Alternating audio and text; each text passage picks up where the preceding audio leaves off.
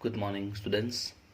આજે આપણે ઇકોનોમિક્સમાં chapter number 2 વૃદ્ધિ અને વિકાસના નિર્દેશકો સ્ટાર્ટ કરીશું. તો મોસ્ટ ઇમ્પોર્ટન્ટ ચેપ્ટર છે આપણે સમજવા માટે. પરીક્ષામાં આનું વેઇટેજ પણ વાત કરીએ તો લગભગ 10 માર્ક્સ જેટલું આ ચેપ્ટરમાંથી પૂછાતું હોય છે. તો સૌથી પહેલાં આપણે થોડી સામાન્ય માહિતી મેળવી લઈએ, પછી આપણે 1 બાય 1 આમાં પણ સવાલ સમજીશું. તો સૌથી પહેલાં આમાં પોઈન્ટ છે વૃદ્ધિ અને વિકાસના નિર્દેશકો. તો તમને સૌથી પહેલાં એ ખબર હોવી જોઈએ વૃદ્ધિ અને વિકાસ એટલે શું છે તે. આજે આપણે વાત કરીએ કોઈ પણ દેશ હોય, કોઈ પણ દેશ,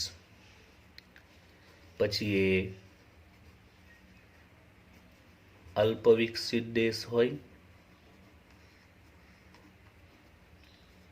વિકાસશીલ કે વિકાસમાન દેશ હોય કે પછી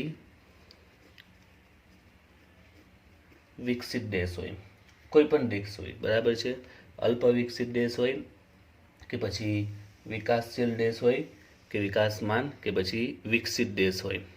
તો કોઈ પણ દેશ માટે એની આર્થિક સ્થિતિ કેવી છે, એની આર્થિક પરિસ્થિતિ કેવી છે એ નક્કી કરવાનું જો કોઈ માપદંડ હોય તો એ છે એનો વિકાસ કે વૃદ્ધિ.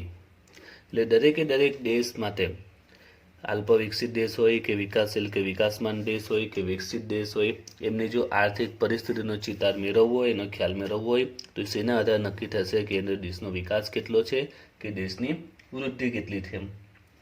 દરેક દેશમાં સમસ્યા જે છે જ, પછી અલ્પ વિકસિત હોય કે વિકાસશીલ એ બેમાં તો હોવાની છે, કે પછી વિકસિત દેશ હોય. દરેક દેશ આજે ગરીબી, બેકારી, ભૂખમરો આના જેવી ઘણી સમસ્યાઓથી આજે જૂજી રહ્યો છે. અને દરેક દેશનું કામ શું છે કે આમાં ઘટાડો કરો અને લોકોની જીવનની ગુણવત્તામાં વધારો કરવો. આ દરેક દેશનું એક ધ્યેય હોય છે કે દેશમાં જે બી સમસ્યા છે, ગરીબી છે, બેકારી છે, અસમાનતા છે, આપણે ખ્યાલ હશે અસમાનતા, આવકની અસમાનતા, તો વગેરે જેવી સમસ્યાઓ છે, બરાબર છે, એમાં ઘટાડો કરવો અને લોકોની જીવનની ગુણવત્તામાં સુધારો કરવો, એમની સુખાકારીમાં વધારો કરવો. તો એ ક્યારે શક્ય છે? જ્યારે દેશમાં વિકાસમાં વધારો થશે, દેશ વૃદ્ધિ કરશે. ઓકે.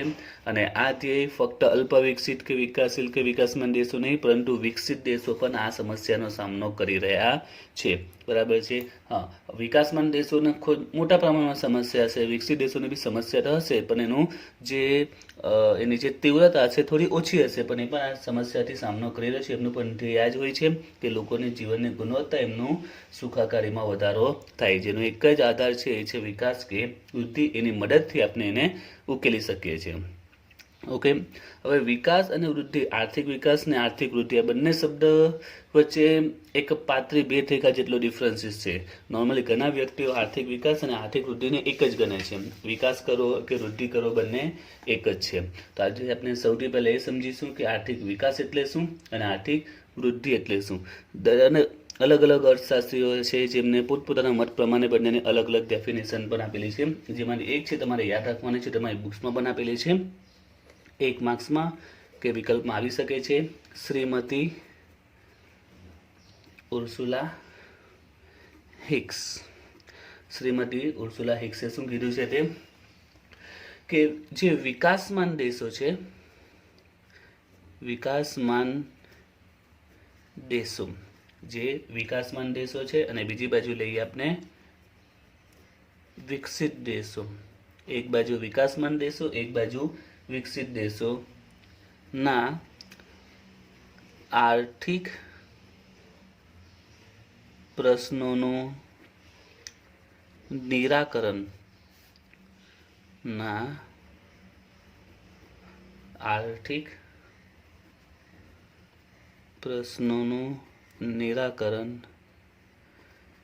એટલે કે વિકસિત દેશો પોતાના આર્થિક જે પ્રશ્નો છે એનું નિરાકરણ કરે છે, તો એને કહેવાય છે આર્થિક વિકાસ.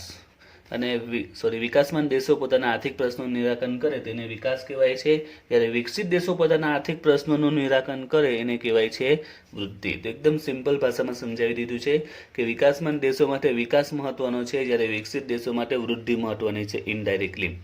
ઓકે, તો વિકાસમાન દેશો પોતાના આર્થિક પ્રશ્નોનો જે ઉકેલ લાવે છે તેને આર્થિક વિકાસ કહેવાય છે, અને વિકસિત દેશો પોતાના જે આર્થિક પ્રોબ્લેમ છે જે સોલ્વ કરે છે એને કહેવાય છે આર્થિક વૃદ્ધિ. હવે આપણે વિકાસ અને વૃદ્ધિને 1 by 1 સમજીશું. તો આજે આપણે શરૂઆત કરીશું ચેપ્ટરનો પહેલો ક્વેશ્ચન, એ છે આર્થિક વૃદ્ધિ એટલે શું, મર્યાદા સહિત સમજાવો. તો સૌથી પહેલા આપણે સ્ટાર્ટ કરીશું આજે આર્થિક વૃદ્ધિ વિશે આપણે માહિતી મેળવીશું કે આર્થિક વૃદ્ધિ શું છે અને તેની મર્યાદા શું છે. ત્યાર પછી આપણે જોઈશું આર્થિક વિકાસ પણ જોઈશું. તો સૌથી પહેલા તો આર્થિક વૃદ્ધિ એટલે શું, તો એકદમ સિમ્પલ ભાષામાં કહીએ તો એકદમ ઇઝીની વ્યાખ્યા છે. આર્થિક વૃદ્ધિ એટલે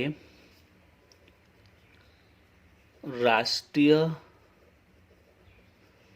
આવકમાં વૃદ્ધિ. એકદમ સિમ્પલ ડેફિનેશન છે. આર્થિક વૃદ્ધિ એટલે શું, રાષ્ટ્રીય આવકમાં વૃદ્ધિ. એટલે કે આર્થિક વૃદ્ધિમાં એમ કહે છે કે જો દેશની આવક વધે, દેશની રાષ્ટ્રીય આવકમાં જો વધારો થાય એટલે કે દેશ આર્થિક વૃદ્ધિ કરી રહ્યો છે. બરાબર છે. ફક્ત રાષ્ટ્રીય આવક નહીં, જો કે એ લોકો એમ પણ કહે છે કે રાષ્ટ્રીય આવક સાથે સાથે માથાદીઠ આવક, આમાં જો સતત વધારો થતો હોય, સતત વધારો થાય એટલે કે દેશ વૃદ્ધિ કરી રહ્યો છે. એકદમ સિમ્પલ ડેફિનેશનમાં સમજાવી દીધું છે. દેશની રાષ્ટ્રીય આવક એટલે દેશની અલગ અલગ ક્ષેત્રોમાંથી જે કુલ આવક થાય તે. માથાદીઠ આવક આપણે ખબર છે, 11મા ધોરણમાં આવી ગયું છે. માથાદીઠ આવકનું સૂત્ર પણ આવતું હતું. શું હતું? દેશની જે કુલ આવક હોય એટલે કે જે કુલ રાષ્ટ્રીય આવક હોય એને દેશની કુલ વસ્તી વડે ભાગતા આપણે જે રકમ મળે છે એને કહે છે માથાદીઠ આવક, એટલે કે એક વ્યક્તિની આવક, એક વ્યક્તિ દીઠ આવક. તો રાષ્ટ્રીય આવકમાં વૃદ્ધિ થાય, રાષ્ટ્રીય આવક કે માથાદીઠ આવકમાં જો કન્ટિન્યુઅસ વધારો થતો હોય, બરાબર છે, એમાં સતત જો વધારો થતો હોય તો એમ કહેવાય છે કે દેશ વૃદ્ધિ કરી રહ્યો છે. એ સિવાય બીજી પણ એક વ્યાખ્યા આપણે કહી શકીએ, આર્થિક વૃદ્ધિ એટલે વસ્તુઓ અને સેવાઓના કુલ ઉત્પાદનમાં પ્રમાણમાં વધારો. હવે બીજી એની વ્યાખ્યા કહીએ તો શું આવે? આર્થિક વૃદ્ધિ એટલે વસ્તુ અને સેવાઓના કુલ ઉત્પાદનમાં પ્રમાણમાં વધારો. એટલે આમાં પણ એ જ વાત કરી છે, વધારાની વાત કરી છે, આવકની વધારાની વાત કરી. અહીંયા વસ્તુ અને સેવાના ઉત્પાદનમાં વધારો થયો છે. એટલે દેશમાં જે વસ્તુઓનું ઉત્પાદન થાય છે, જે સેવા આપવામાં આવે છે, તેનું જે પ્રોડક્શન, એનું જે ઉત્પાદન છે એના પ્રમાણમાં વધારો થાય. માની લો કે આપણે એક એક્ઝામ્પલ લઈએ કે 2010માં કોઈ વસ્તુની વાત કરીએ કે આખા દેશમાં માની લો કે 50 લાખ ટન વસ્તુનું ઉત્પાદન થયું છે, તો બીજા વર્ષે 70 લાખ વસ્તુનું ઉત્પાદન થયું હોય, 70 લાખ ટનનું. એટલે ઇન શોર્ટ વધારો થયો એટલે કે વૃદ્ધિ થઈ ગઈ છે. એટલે અહીંયા સિમ્પલ એક જ પોઈન્ટ કહે છે, વધારો થાય એટલે વૃદ્ધિ. બરાબર છે. આ સિવાય બીજી વાત કરી છે આપણી પાસે જે ઉત્પાદનના સાધનો છે. આપણે ખ્યાલ છે ઉત્પાદનના સાધનો કયા છે? તો છે શ્રમ, મૂડી, જમીન, અને ચોથું કયું છે? નિયોજન શક્તિ. શ્રમ, મૂડી, જમીન, નિયોજન શક્તિ. બરાબર છે. તો બીજી વાત એ કરે છે કે આ જે સાધનો છે આપણી પાસે, આ જે સાધન છે, ઉત્પાદનના સાધનો છે, એના પુરવઠામાં જો વધારો થાય, બરાબર છે, તો એ પણ શેના કારણે? આર્થિક વૃદ્ધિ. એટલે એમ કહે છે કે આ પણ એક સંદર્ભમાં વ્યાખ્યા પણ તમે કહી શકો છો. આ અલગ અલગ સંદર્ભમાં તમે જો તો એક જ પોઈન્ટ પર ફોકસ કર્યું છે. કયો ફોકસ? વધારો, વધારો, વધારો. એટલે આર્થિક વૃદ્ધિ ફક્ત વધારા પર ધ્યાન આપે છે. તો આને શું કહેવાય ખબર? પારિમાણાત્મક વધારો. બીજી ભાષામાં કહીએ તો પારિમાણાત્મક વધારો. એના પર જ એ ટોટલી ભાર આપે છે. પારિમાણાત્મક એટલે કે એનું કદ વધે, એની સંખ્યા વધે, ફક્ત એના પર જ એ ધ્યાન રાખે છે. પારિમાણાત્મક એટલે ફક્ત કોઈ પણ વસ્તુ હોય, કોઈ પણ સેવા હોય, કોઈ પણ ક્ષેત્ર હોય, એના કદમાં વધારો થાય, એની સંખ્યામાં વધારો થાય એટલે આર્થિક વૃદ્ધિ ઇન શોર્ટ.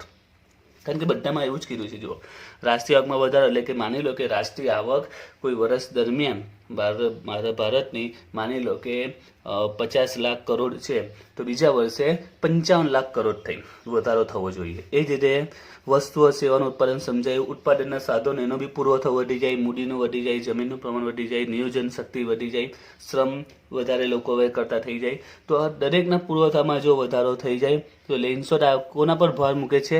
પારિમાણાત્મક વધારો. કોના પર? પરિમાણાત્મક વધારો એટલે કે કોઈ પણ વસ્તુ હોય, આવક હોય કે પછી ઉત્પાદનના સાધનો હોય કે વસ્તુ હોય કે સેવા હોય, તેના કદમાં એની સંખ્યા વધી જાય. બરાબર છે? તો એને શું કહે છે? આર્થિક વૃદ્ધિ. રાઈટ? તો પરિમાણાત્મક વધારા પર ખૂબ જ ભાર આપે છે. ક્લિયર? હવે આપણે જોઈએ એની મર્યાદા. એમાં કઈ કઈ મર્યાદાઓ છે તે? તો સૌથી પહેલી મર્યાદા આ જ છે કે તે ફક્ત પરિમાણાત્મક પરિવર્તનને જ ધ્યાનમાં લે છે. એટલે ફક્ત પરિમાણાત્મક પરિવર્તન. આપણે યાદ રાખજો, ઇકોનોમિક્સમાં પરિવર્તન બે પ્રકારના આવે. એક હોય છે પરિમાણાત્મક અને બીજું પરિવર્તન આવે ગુણાત્મક. તો પરિમાણાત્મક એટલે એમને સમજાવ્યું એનું કદ વધે, એની સંખ્યા વધે જાય. ગુણાત્મક એટલે કે એની ગુણવત્તામાં વધારો થાય. બરાબર છે? તો પરિમાણાત્મક પરિવર્તન અને ગુણાત્મક પરિવર્તન. તો આની પહેલી મર્યાદા એ છે કે ફક્ત પરિમાણાત્મક પરિવર્તનને ધ્યાનમાં લે છે, એટલે ખાલી કદ વધી ગયું એટલે વૃદ્ધિ. પણ સાથે સાથે એ પણ જોવાનું ને કે એને ગુણવત્તામાં વધારો થયો છે કે નહીં. આપણે એક એક્ઝામ્પલથી સમજીએ કે ધારો કે કોઈ વ્યક્તિની આવક 10,000 છે, બરાબર, મહિનાની. હવે ધારો કે એની આવક 10,000 થી 50,000 થઈ ગઈ, તો આ શું કહેવાય? પરિમાણાત્મક વધારો કહેવાય. બરાબર છે? 10 થી કેટલી થઈ ગઈ? 50. પણ સાથે સાથે જો એના ગુણવત્તા એટલે કે હવે એનું જે ચાલ ચલન છે એક વ્યવસ્થિત, માની લો કે અત્યારે બહુ ખરાબ હાલતમાં જીવતો હતો, હવે એની પાસે 50,000 ઇન્કમ છે, તો એની ગુણવત્તા વધવી જોઈએ. એટલે કે એનામાં જે સભ્યતા હોય છે, લોકો સાથે વાત કરવાનું જે વર્તન છે, એટલે કે સારા વર્તનની વાત કરીએ છીએ, ઇન્કમ વધે તે પ્રમાણે જો એ ગુણવત્તામાં એમાં વધારો થાય, એકદમ સભ્યતાથી વર્તન કરે, તો એ કયું પરિવર્તન કહેવાય? ગુણાત્મક. તો આર્થિક વૃદ્ધિની એક મર્યાદા બને છે પરિમાણાત્મક પરિવર્તનને ધ્યાનમાં લે છે, પરંતુ ગુણાત્મકને ઇગ્નોર કરે છે. એની અહીંયા કોઈ વાત કરવામાં આવી નથી, કારણ કે આપણે અલગ અલગ પોઈન્ટથી જોયું. ફક્ત બધામાં વધવો જોઈએ એટલે પતી ગયું કામ. બરાબર છે? વધારો થયો એટલે વૃદ્ધિ, ધેટ્સ ઇટ. ફક્ત એટલા પર ફોકસ કરે છે, જે અધૂરું કહી શકાય. ત્યાર પછી બીજો પોઈન્ટ કે આર્થિક વૃદ્ધિમાં રાષ્ટ્રીય આવક અને માથાદીઠ આવક વધે છે, પણ જે સંસ્થાકીય અને મનોવૈજ્ઞાનિક વલણ છે એ એમને એમ જ રહે છે. એટલે કે અહીંયા શું કહેવા માંગે એ સમજીએ. દેશમાં ઘણી સંસ્થાઓ છે, ઘણા મનોવૈજ્ઞાનિકો છે કે જે દેશના અર્થતંત્રનો, અર્થશાસ્ત્રનો અભ્યાસ કરતા હોય છે. તો એમનું વલણ યથાવત રહે છે. વલણ એનું એ જ રહે છે. કયું વલણ રહે છે? કે આવક વધે, માથાદીઠ આવક વધે એટલે વૃદ્ધિ થઈ ગઈ. એટલે એ લોકોના મનમાં એક જ માઇન્ડસેટ હશે કે આવકમાં વધારો એટલે વૃદ્ધિ. બરાબર? એ લોકોનું આ જ વલણ કન્ટિન્યુઅસ રહેશે. એ લોકો જે ગુણાત્મક પરિવર્તન છે એના પર ધ્યાન આપશે નહીં. ઓકે? તો આ રીતે એની એક મર્યાદા બની ગઈ છે કે એમનું એક વલણ એવું જ હશે કે આવક વધે એટલે વૃદ્ધિ, જે યોગ્ય નથી. ત્યારબાદ એની ત્રીજી મર્યાદા છે એ છે કે જોકે આની દરેક મર્યાદાનો આધાર એક જ છે, એ છે આ. દરેક મર્યાદા અલગ અલગ સંદર્ભમાં સમજાવેલી છે. એટલે આના પરથી આ જે ખ્યાલ છે એ મર્યાદિત બની ગયો છે. એટલે કે બીજી ભાષામાં કહે તો સંપૂર્ણ ખ્યાલ નથી. આર્થિક વૃદ્ધિ એ સંપૂર્ણ ખ્યાલ નથી, એ અપૂર્ણ ખ્યાલ છે, મર્યાદિત છે. કારણ કે તે ફક્ત ને ફક્ત વધારો થાય એના પર જ ફોકસ કરે છે. ઉત્પાદનમાં વધારો થાય એના પર જ એ ધ્યાન આપે છે. એટલે આના પર આપણે કહીએ કે સંપૂર્ણ કોને કહેવાય? કે જ્યારે એ પરિમાણાત્મક અને ગુણાત્મક બંને વધારને ધ્યાન આપે તો એ સંપૂર્ણ ખ્યાલ કહેવાય. જ્યારે આમ મર્યાદિત બની ગયો છે, અપૂર્ણ અધૂરો ખ્યાલ છે, કારણ કે ફક્ત એ ઉત્પાદનના વધારાને જ મહત્વ આપે છે. ત્યાર પછી ચોથી એની મર્યાદા છે તે કે એમાં લોકોની સુખાકારીમાં, લોકોના કલ્યાણમાં, લોકોની જીવનની ગુણવત્તામાં કેટલો વધારો થયો એની કોઈ માહિતી અહીંયા મળતી નથી. આર્થિક વૃદ્ધિમાં આવક વધે છે ખબર પડે છે, પણ લોકોની સુખાકારી, કલ્યાણમાં કે જીવનની ગુણવત્તામાં શું ફેરફાર થયો છે એના વિશે કોઈ માહિતી મળતી નથી. એટલે એ પણ એક એની મર્યાદા બની ગઈ છે. કારણ કે હમણાં સમજાયું તે ફક્ત આવક વધે એટલું ઇમ્પોર્ટન્ટ નથી, સાથે સાથે એનામાં ગુણવત્તા, એનામાં સભ્યતા પણ આવવી જોઈએ. જે વ્યક્તિ આપણે એક વાત કરીએ તો અહીંયા જ વાત કરીશું કે લોકો સુખી છે, લોકોના કલ્યાણમાં, લોકોની જીવન ગુણવત્તામાં શું ચેન્જીસ આવ્યો છે, કેવા પરિવર્તનો આવ્યા છે એની માહિતી પણ મળવી જોઈએ, જે આર્થિક વૃદ્ધિમાં આપણે મળતી નથી. ક્લિયર? તો તમને પરીક્ષામાં 2 માર્ક્સમાં ફક્ત મર્યાદાઓ પણ પૂછી શકે છે. 2 થી 3 માર્ક્સ સુધીમાં મોસ્ટ ઓફ ધ 2 માર્ક્સમાં આવવાના ચાન્સીસ છે. આર્થિક વૃદ્ધિ શું છે તે રીતનો પોઈન્ટ પૂછાઈ શકે, અથવા એની મર્યાદા ફક્ત અલગથી 2 માર્ક્સમાં પૂછી શકાય છે. ઓકે.